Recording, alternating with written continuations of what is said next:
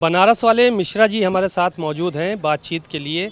आज विभिन्न मुद्दे हैं, उन पे हम चर्चा करेंगे। सर, सबसे पहले तो सवाल ये है कि इटावा में जो घटना हुई उसमें एक कथावाचक की चोटी काटी गई, सर मूंडा गया, नाक रगड़वाई गई, रात भर पंप से हवा भरवाई गई और आरोप ये लगाया गया कि उसने छेड़खानी की थी। तो ये जो घटनाक्रम हुआ है, इसको किस तरह से देखते हैं आप लोग? क्या सोचते हैं कि ये घटना क्यों हुई और इसके पीछे क्या वजह है? देखिए, ये पूरी तरीके से भारतीय जनता पार्टी की साजिश है और योगी आदित्यनाथ जी इस प्रदेश को हिंसा में ढकेल करके जातिगत आधार पर हिंसा में ढकेलना चाहते हैं, धर्मगत आधार पर हिंसा में ढकेलना चाहते हैं। मूल मुद्दे से भटकाते हुए पूरे उत्तर प्रदेश को जला करके वो फिर से पुनः 27 में वो मुख्यमंत्री की कुर्सी पर बैठना चाहते हैं। आज पूरा प्रदेश 5,000 से 25,000 प्राथमिक विद्यालयों के बंद होने के सवाल पर जब सवाल पूछ रहा था, आज पूरा प्रदेश जब बंद हो रहे मदरसों के सवाल को पूछ रहा था, आज पूरा प्रदेश जब बेरोजगारी के नाम पर सवाल पूछ रहा था, आज पूरा प्रदेश जब किसानों के दोगुनी आय के सवाल पर पूछ रहा था, तब इनको जो है यह नीच सोच का उत्पत्ति होता है। ये जातिगत आधार पर ये लड़वाते हैं। और अखिलेश यादव जी से और यादव और ब्राह्मण की जो एक जुटता वाली जोड़ी है, इससे ये तिलमिलाए हुए और घबराए हुए हैं। इसलिए ये यादव और ब्राह्मणों को लड़ाना चाहते हैं ताकि इनको आसानी हो कि ये सत्ता में जा कर के 27 में फिर से सत्ता को पावें और प्रदेश को लूटें। ये साजिश है, ये हम लोग देख लिए। दूसरी बात हम योगी आदित्यनाथ से पूछना चाहते हैं आपके इस भारत समाचार के मंच से, कटोगे तो बटोगे, एक रहोगे तो सेफ रहोगे, सबका साथ सबका विकास सबका विश्वास का नारा जो आप दे रहे थे योगी बाबा, उसका नतीजा यही है इटावा। अच्छा, हिंदू जब बन गया पिछड़ा, दलित और अन्य जातियां, तो वो भागवत ही न पढ़ेगा भैया, गीता और रामायण अपने हथवा में लेगा कि कुरान लेके जाए? कुरान लेगा? बोल दें योगी आदित्यनाथ कि हिंदू बनो लेकिन कुरान पढ़ो। तो हम कॉपीराइट, हिंदू होने का जो कॉपीराइट है, उस कॉपीराइट को तोड़ेंगे और पूरे प्रदेश के लोग इस बात को समझ रहे हैं। अब बताइए, पूरे प्रदेश का ब्राह्मण क्या हो अल्लाह कर रहा है? आप ध्यान दीजिएगा, जो भी लोग बोल रहे हैं, जो भी लोग अपशब्द बोल रहे हैं, उनका राजनीतिक सियासत आप अपने भाई, आप लोग तो डिजिटल मीडिया के उनका आईडी चेक करिए, उखट से कहीं ना कहीं आरएसएस और भाजपा से जुड़े हुए हैं। इसलिए ये आप समझ जाइए कि भाजपा इस प्रदेश में आग लगाना चाहती है।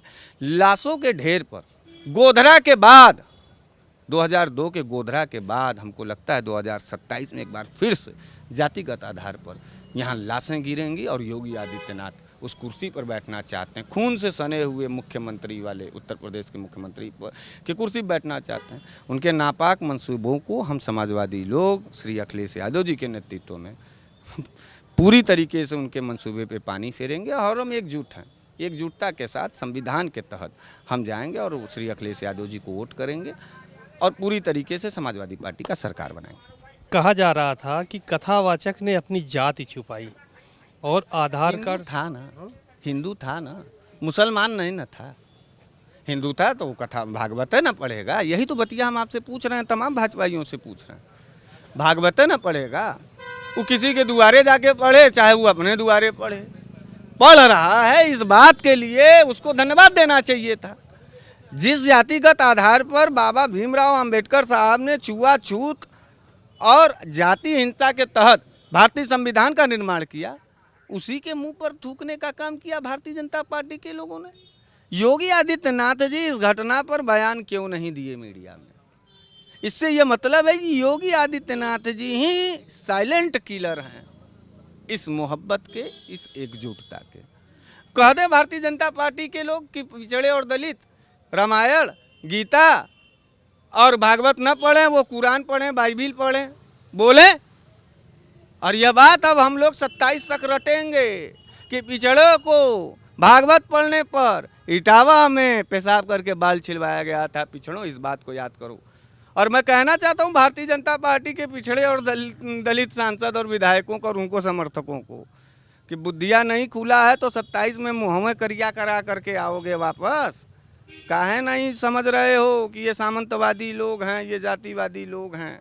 ये प्रदेश में खून बहा कर करके और आपको बर्बाद कर करके शासन और सत्ता में बैठना चाहते हैं। एक तरफ योगी आदित्यनाथ क्रूरता के साथ खड़े हैं, तो दूसरे तरफ उसका सामना करते हुए हमारे अखिलेश यादव जी समभाव, सर्वधर्म समभाव की विचारधारा और मोहब्बत के साथ खड़े हैं। ताना बाना नहीं टूटना पड़ेगा, और कृष्ण कभी भी सुदामा से अलग नहीं हुआ और सुदामा कभी भी कृष्ण से अलग आप नहीं हुआ। भी ब्राह्मण हैं जाति से और तमाम वेदों का ज्ञान है आपका, पुराण भी आपने पढ़े हैं। हाँ, एक सवाल था, आप वेद पुराण सब जानते हैं, क्या ये सच है कि जो पिछड़ा है यानी कि जो शूद्र है वो ब्राह्मण से अपने पैर नहीं छुला सकता है? क्या इस तरह की परंपरा है हिंदू सनातन में? भाई देखिए, जो आरएसएस मनुवाद लागू करना चाहती है वो यही आप बात कह रहे हैं, यही मनुवाद का श्रृंखला है जिसका विरोध तमाम पीढ़िए समाज कर रहा है कि नहीं, हम संविधानवादी हैं, मनुवादी नहीं बनेंगे। और हम आपसे एक बात और कहना चाहेंगे, शॉर्टकट में आप समझ लीजिएगा इशारे में। भगवान श्री कृष्ण यादव थे, यदुवंशी सम्राट थे, उन्होंने गले लगाया सुदामा यानी ब्राह्मण को। भगवान श्री राम जी रघुवंशी थे, क्षत्रिय थे, उन्होंने मारा किसको? रावण को। तो हमेशा ठाकुरों ने ब्राह्मणों को मारा है और यादवों ने गले लगाया है। अब ब्राह्मणों को यह समझ लेना होगा कि चंद लालच में, चंद बहकावे में आकर के वो अपना नाश न करावें। वो समाजवादी पार्टी के साथ खड़े, और समाजवादी पार्टी का नाम ही जब समाजवादी है तो वो सबके लिए है। तमाम ब्राह्मणों का सहयोग किया श्री अखिलेश यादव जी, उसको नहीं देखा। श्री अखिलेश यादव जी ने भगवान परशुराम जी की छुट्टी जारी की। योगी आदित्यनाथ भगवान परशुराम जी के घोर दुश्मन हैं, घोर विरोधी हैं, वो उन्होंने छुट्टी खत्म किया। भगवान परशुराम जी के जयंती पे लखनऊ के चौराहे पर ब्राह्मणों का कॉलर पकड़ करके जलील किया गया। कोई भाजपा का नेता योगी आदित्यनाथ जी ने अपने प्रशासन को नोटिस नहीं भेजी और ना ही उनको कहा कि नहीं, ब्राह्मणों का अपमान हम नहीं सहेंगे। लेकिन वहीं दूसरी तरफ 2022 के मैनिफेस्टो को ध्यान से पढ़िएगा तो ब्राह्मणों के स्वाभिमान और उनके जो है सम्मान, भगवान परशुराम जी की एशिया की सबसे बड़ी मूर्ति लगाने का मैनिफेस्टो जारी किया तो श्री अखिलेश यादव जी। तो जाति से उठ करके श्री अखिलेश यादव जी काम करते हैं, पार्टी से उठ करके श्री अखिलेश यादव जी काम करते हैं, धर्म और मजहब से उठ करके श्री अखिलेश यादव जी काम करते हैं। समाजवादी अखिलेश यादव जी हैं, इसलिए समाजवादिता के साथ हम सबको एकजुट रहना है। इस क्रूरता के खिलाफ हमको लड़ना है, इस दमन के खिलाफ लड़ना है, और इस अत्याचार के खिलाफ अगर लड़ना है तो अखिलेश यादव जी के साथ जाएंगे। पूजा है विप्र सकल गुणहीना, इस लाइन पे चले हैं लोग। वहाँ पे जो गांव था ब्राह्मणों का, उस लाइन पे चले हैं क्या? पूजा विप्र सकल गुणहीना, शूद्र न पूजऊं वेद प्रवीणा। कह रहे हैं लाइन तो यही पकड़ के चली गई है। कैरेक्टर के आधार पर ये लाइन लिखा गया है, इसका भी उल्टा गलता पत्रकारों ने निकाल दिया क्या? विप्र वही है जो पूरी तरीके से सनातन परंपरा को एक्सेप्ट करते हुए उसका गुण एडाप्ट कर ले, वही विप्र है। विप्र मतलब बाभन नहीं। अच्छा, एक आखिरी सवाल ये था कि आरएसएस के एक सेकंड जो है वो चीफ दत्तात्रेय होसबोले, उनका बयान एक आया था कि संविधान से समाजवाद जैसा जो शब्द है उसको हटाया जाए, धर्मनिरपेक्ष भी। और यही मांग कैरेक्टर को दर्शा दिया आरएसएस और भारतीय जनता पार्टी का। धर्मनिरपेक्षता इस देश की रीढ़ है और समाजवाद जो है इस देश का हृदय है। कलेजा निकालना चाहता है आरएसएस और भाजपा, इस देश के कलेजे को निकालना चाहता है। समाजवादी पार्टी के साथ खड़े हुए, समाजवाद ही समाजवादी का रीढ़ है, इस देश का हृदय है, कलेजा है समाजवाद, इसलिए इसको निकालना चाहती है और भारत को मारना चाहती है भारतीय जनता पार्टी।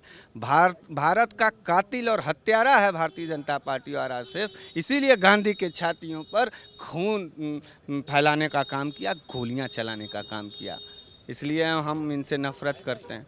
हम अपने अखिलेश यादव जी के साथ संतुष्ट हैं और अखिलेश यादव जी को जातिगत आधार पर नहीं स्वीकार कर रहे हैं। पढ़ने के हिसाब से पढ़े लिखे नेता हैं। देश 21वीं सदी में चल रहा है, जहां हमको विश्व गुरु बनाने का बात कर रहा था ये भाजपा वाला, पूरे विश्व के सामने गुरु घंटाल बना दिया, खाली घंटा लेकर के हम घूल रहे हैं। अखिलेश यादव जी होते तो इस प्रदेश में एक्सप्रेसवे हमने देखा, 102 देखा, एम्बुलेंस को देखा, हॉस्पिटलों को देखा। पढ़ा लिखा नेता चूज करेंगे और प्रदेश को आगे ले जाएंगे। शुक्रिया बहुत बहुत। मिश्रा जी बनारस वाले, उन्होंने तमाम बातें कहीं और कहा कि जो भी चीज़ें प्रचारित की जा रही हैं वो ज्ञान के आधार पर तय हुई हैं। कैमरामैन श्रवण कुमार वर्मा के साथ सीमा नकवी, भारत समाचार, लखनऊ।